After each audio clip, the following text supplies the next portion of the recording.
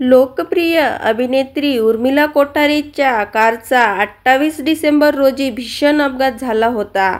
मुंबईतील कांदिवली परिसरातील बोईसर मेट्रो स्टेशनजवळ हा अपघात झाला होता. उर्मिला कोठारे शूटिंग संपवून घरी परत असताना ही घटना घडली होती.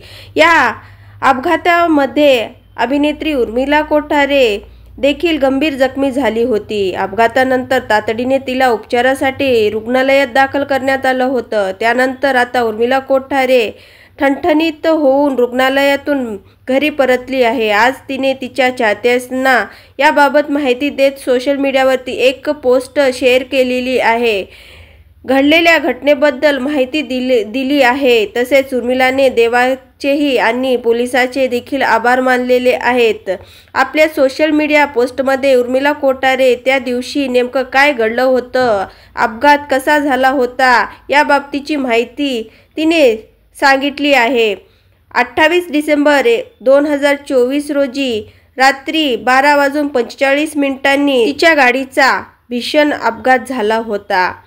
कांदिवली बोईसर मेट्रो स्टेशन परिसरामध्ये द्रुतगती महामार्गावर मेट्रो काम सुरू असताना मोठी यंत्रसामान आणि जेसीबी लोड वाहने उभी केली गेली होती. माझा ड्रायव्हर कार चालवत होता. त्यावेळी अचानक वळण आले, त्यामुळे हा दुर्दैवी अपघात झाला. या कारच्या धडकेनंतर माझा ड्रायव्हर आणि मी गंभीर जखमी झालो आणि बेशुद्ध पडलो. सुदैवाने आम्हाला ताबडतोब रुग्णालयात नेण्यात आलं, अशी माहिती तिने आपल्या सोशल मीडिया माध्यमातून प्रेक्षकांना सांगितली आहे. पुढे उर्मिला कोठारे लिहिते, मुंबई पोलीस आणि डिलिव्हरी कर्मचारी पवन शिंदे यांचे आभार मानते. त्यांनी तत्काळ आम्हाला मदत केली आणि आम्हाला उपचारासाठी रुग्णालयात दाखल केलं. आता मी माझ्या घरी आहे. माझ्या पाठीला आणि बरगड्यांना अपात त्रास होता.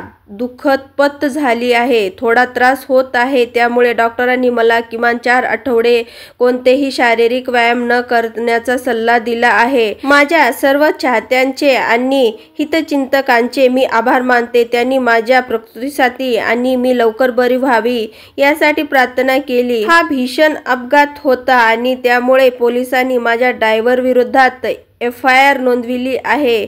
मला आपल्या न्यायालय व्यवस्थेवर पूर्ण विश्वास आहे.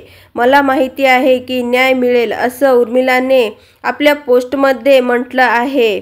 दरम्यान उर्मिलाच्या या पोस्टवरती अनेक कलाकारांनी, तिच्या जवळच्यांनी, तिच्या चाहत्यांनी मोठ्या प्रमाणात कमेंट करत तिला काळजी घेण्याचा सल्ला दिला आहे आणि शुभेच्छाही दिल्या आहेत. तर तुम्हाला उर्मिला कोठारे या आवडतात का? यांचे कोणते कोणते चित्रपट व भूमिका तुम्हाला आवडतात हे नक्की कमेंटमध्ये सांगा. आणि आतापर्यंत जय मल्हार मराठी न्यूज या चॅनलला सबस्क्राईब केलं नसेल तर नक्कीच सबस्क्राईब करून घ्या आणि बेल आयकॉन प्रेस करायलाही विसरू नका. तर आपल्या चॅनलच्या वतीने उर्मिला कोठारे हिला हार्दिक शुभेच्छा आणि आपण देवाकडे हीच प्रार्थना करू की उर्मिला कोठारे ह्या लवकर बऱ्या होऊ द्यात. तर धन्यवाद.